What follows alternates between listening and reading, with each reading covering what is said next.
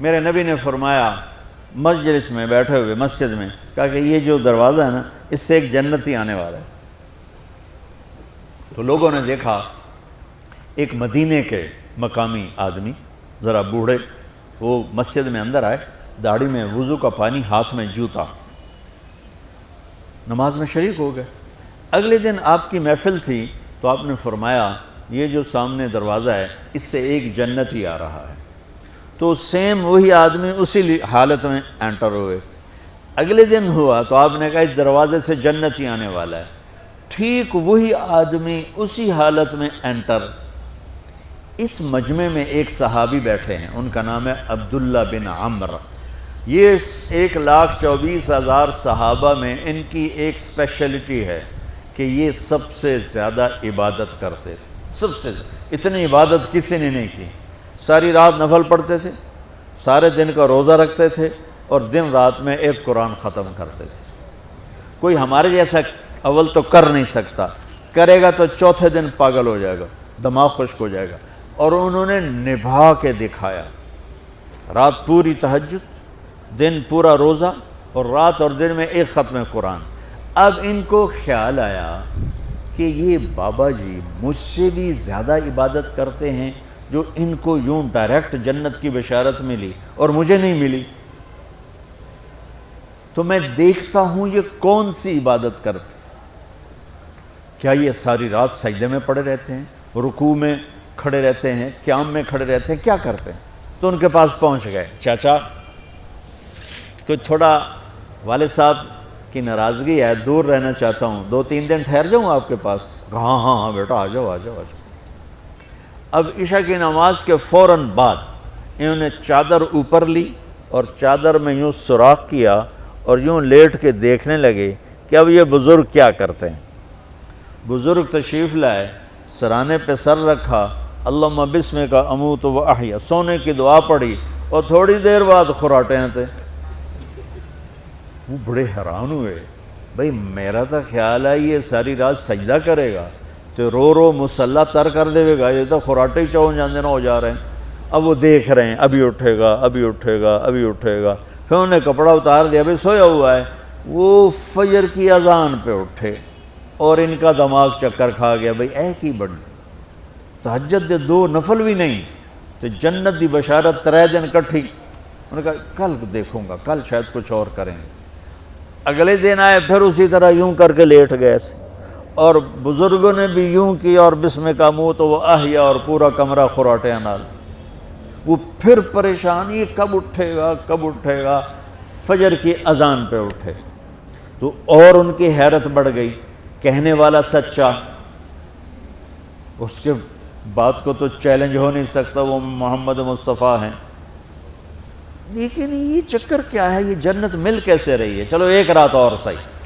تیسری رات آئے، یہ یوں لیٹے وہ یوں لیٹے، یہ دیکھتے رہے وہ سوتے رہے، حتیٰ کہ فجر کی اذان پہ آنکھ کھلی تو یہ نا پھٹ پڑے، کہنے لگے چاچا بات بتاؤں؟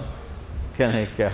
کہ میری کوئی جھگڑا نہیں تھا ابا سے، میں نے 3 دن مسلسل تیرے بارے میں سنا جنتی آ رہا، 3 دن تجھے اللہ کے نبی نے بشارت دی جنتی ہے جنتی ہے جنتی ہے، لیکن میں اس بات پہ حیران ہوں تو ساری رات سوتا رہتا۔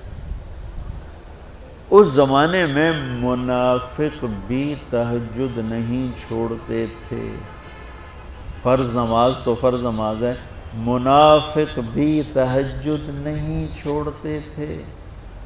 تو کہنے لگے کیا کرتے ہو؟ ساری رات تو سوتے گزار دیتے ہو، کیا کرتے ہو؟ کہنے لگے بھتیجے جو تو نے دیکھا ہے یہی کرتا ہوں۔ اب یہ پریشان ہے کہ اللہ کے نبی کی بات کو تو چیلنج ہو نہیں سکتا، اور جس کو بشارت دی ہے انہوں تے فٹ نظر نہیں آ رہی کہ کیسے 2 نفل آج کہ نیک لوگ تہجد نہیں چھوڑتے۔ تو کہنے لگے اچھا چلو اللہ نے ایسا ہی،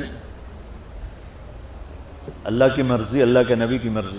یہ 4 قدم چلے تو آپ سننا، کہا بھتیجے ادھر آؤ، کہا بیٹا ادھر آؤ، آ گئے۔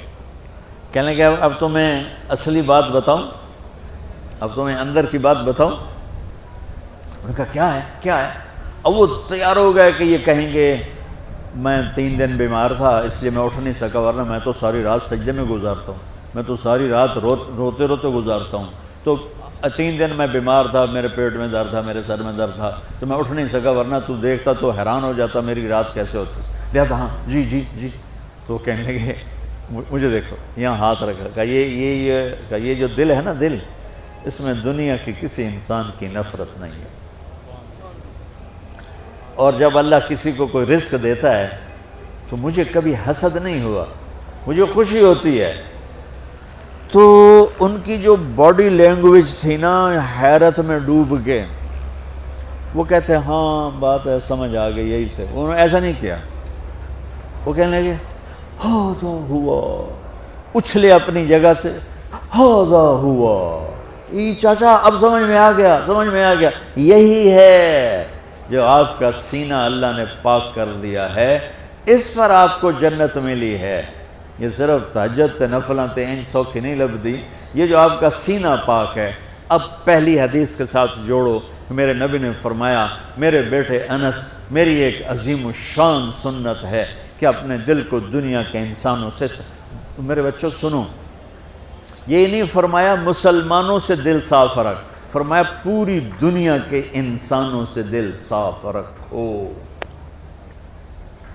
یہ بچیاں کر لیں، آپ کر لو، میں کر لوں، یہ تمہارے استاد کر لیں، کوئی کر لے، میرے رب کی قسم، بڑے بڑے عبادت گزار ان کی پرواز کو نہیں پکڑ سکے، بڑے بڑے سجدہ کرنے والے اور رکوع کرنے والے نفلی ان کی پرواز تک نہیں پہنچ سکتے۔ ایک اس وجہ سے کہ یہ عظیم الشان سنت ہے، ایک اس وجہ سے کہ اس کے کرنے والے بڑے تھوڑے ہیں، ایک اس وجہ سے کہ یہ مشکل بہت ہے کہ آدمی کو خود ذبح ہونا پڑتا ہے تب جا کر یہ چیز ہاتھ میں آتی۔ ایسے نہیں ہے کہ تہجد کے لیے نیند قربان کر دی، ہم جماعت میں گئے 40 دن کے لیے، تھوڑا رکا سکا کھا لیا اور گھر کی جدائی برداشت کر لی۔ یہ پل پل کی موت ہے، پل پل کی عزت نفس پہ چھریاں ہیں، اور پھر یہ مسکرا کے چلتا ہے، یہ مقام اسے جبریل سے بھی اوپر لے جاتا ہے۔